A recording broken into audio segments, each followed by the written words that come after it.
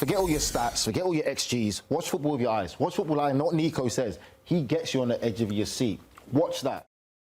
Número 100 y vaya partido que ha With his hecho. 100th appearance and one hell of a game. And we all know how good Lamine is and his quality and how he can help. Sería mucho mejor salir con esta camiseta de con los 6 partidos. Yeah, it would be great to see him walk away with this 100th game shirt with a win. Que se lo dan a Sommer porque al final le pega en la espalda, pero es una jugada your que goal se le da eventually is given to Sommer. Sí, bueno, es lo que he But it's dicho. a sensational shot. Esta calidad que Digo el tuyo. Oh no, but he starts talking about Lamine. He was a little bit confused and he asked him about his tengo un poco de shot. este remate es un poco fuerte mío de I have the shot from mid-distance that's pretty strong. I try to do my best. I'm trying to put it in the back of the net. That was a great corner, by the way, wasn't it? The corner that he scored off. He'll be a bit frustrated that that'll go to a Jan Sommer own goal, won't he, Nige? A little bit, but at the end of the day, they still got the goal that the team needed, and it was a well-worked set piece. Really well-worked set piece, beautifully constructed.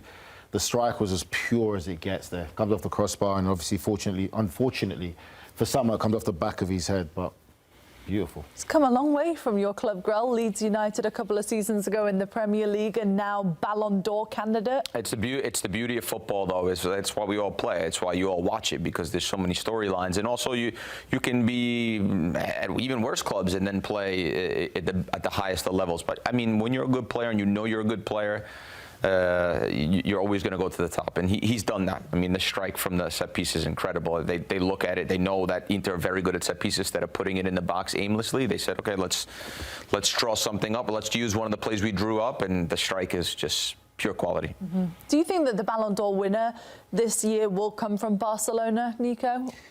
If Barcelona wins the Champions League, Copa del Rey, and La Liga, inevitably the podium is going to be all Barcelona like it was in 2010 with Messi, Iniesta, Xavi. But my question is, which three?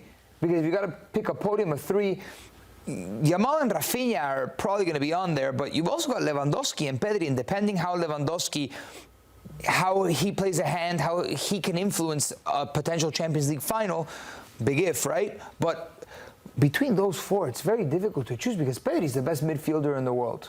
Right? I mean, arguments for Vitinha and whatnot, and Barella. Well, that's the problem we've got as well, though, because PSG are still in the race for the treble also as well. No, but I was saying under the circumstance of Barcelona winning it all, right? Yeah. Doing the triplete, winning everything. Inevitably, whoever wins the Champions League is going to have a lot to say about this, and Dembele can throw a wrench into the mixer with PSG winning the Champions League. But I think, we talked about this in the first segment. What do you feel as a fan? I ask all the fans out there, everybody on this YouTube stream and everybody that watches Barcelona. What do you feel when Raphinha's on the ball? What do you feel when Lewandowski's on the ball? What do you feel when Lamine Yamal is on the ball? For me, the world stops when Lamine Yamal has the ball. You go, all right. Pause, silence, and you let him cook. And he cooks, and what's a reaction every time? Oh, wow, oh. That alone tells me a lot of what I need to know. Is the eye test, is that not the eye test? Like, Raphinha has all the stats. Lewandowski has all the goal-scoring stats. And so does Mohamed Salah. But is that what you do, Nigel? That means you should have seen him running around. He got off and seen he walked out. You did. You did. I'm just saying. Yeah, you're making fun of me, but we were in the green room. You got up and went, oh! He's world class. I'm not having none of this, mate. I'm not having none of this. Whoever says he's not working, you make fun of me. That's exactly what you did. Loves the word world class. That's exactly what you did, and I think that says a lot about how Lamine Yamal makes us feel. If we're nitpicking here. I understand. He gets you on the edge of your seat. He's exciting to watch. He's embracing the pressure and the burden. Highly intelligent young man, and it's just what we want to see of players taking players on. It's not this over-coaching, this robot structure that we see. He gets it and will say to the fullback, come and get the ball, I dare you. And he has an end product.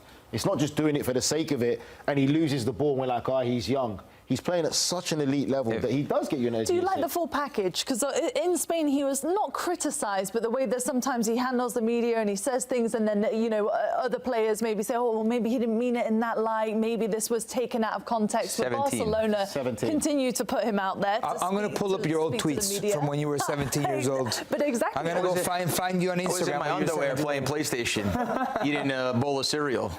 He's 17. Do you like that? That's what I'm saying, that Barcelona aren't shielding him from the media and letting him come out and be his own person. Shall I tell you why I like it? This is how he's going to grow. And the biggest people who can help him play a good factor in him is the people around him. But when we listen to that interview again, I talked about an interview we listened to him talking about, he talks about understanding now, I can't just go out to the street anymore like I used to. I have to understand the pressure that comes with me playing at Barcelona, what I've done for the national team, and who I'm becoming.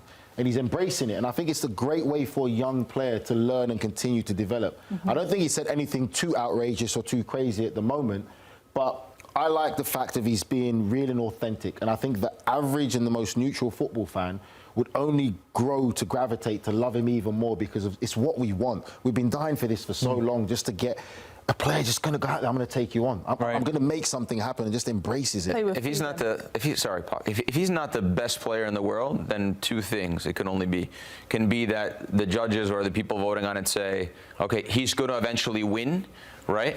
Or because he's still so young, he's 17 years old, he's going to eventually win, let somebody else win it now. Or they watch the games like this with their eyes closed. Well, look at this picture. This picture states it best. That is 100%. Right. The world's 100%. Sensational. I think whoever's in production, if you can get me the name of the photographer, that's an extraordinary picture. I didn't even get, they kept saying, look Matt's behind wall. that. I didn't even know what we were looking at, but now. It just makes sense. He's done it internationally. And again, let's not forget the age. And like him and Nico Williams. Me too, Grell. Were the two vital part of the Spain team. He's done it internationally. He's doing it now week in, week out domestic. And people because like you said, Grella, I agree with you. Forget all your stats, forget all your XGs. Watch football with your eyes. Watch football like what Nico says. He gets you on the edge of your seat. Watch that. Because just before I went crazy and said he's the best player in the world, someone came and said, oh, what about your Lamine Yamal, right? And then just after that is when he scored the goal. And this is what we talk about, but nothing but compliment and flowers for him. The way that the world here is Michael Regan. We want to give our photojournalist a little bit of credit because that's an extraordinary picture. He's ready to take the baton from Messi as the player that most gets us excited. Messi's not in Europe anymore. He's doing his thing in Major League Soccer. I remember watching Messi in these moments and you know, that meme where everyone goes, oh, and everyone goes like, euphoria. He provokes pandemonium in wherever you watch the game. We watch the game in our green room with everybody else at CBS Sports Golazo. He scores a goal, everyone goes nuts. And the way that it's contagious, right? He's ready to take that from Messi and be that guy to take the throne of the biggest entertainer in world football. Mm-hmm. You agree, Grell? I do agree. I think he's excellent. Grella didn't get up and run around the table, but you did sit back and watch, didn't you? I mean, Grella's European. The Latinos get up and go crazy. He was too busy in a war of words. Class, bro. He was in a war of words with his boy. No, honestly, there was a few times where I actually went like this, and I just couldn't believe what I was seeing. And he's just fun to watch.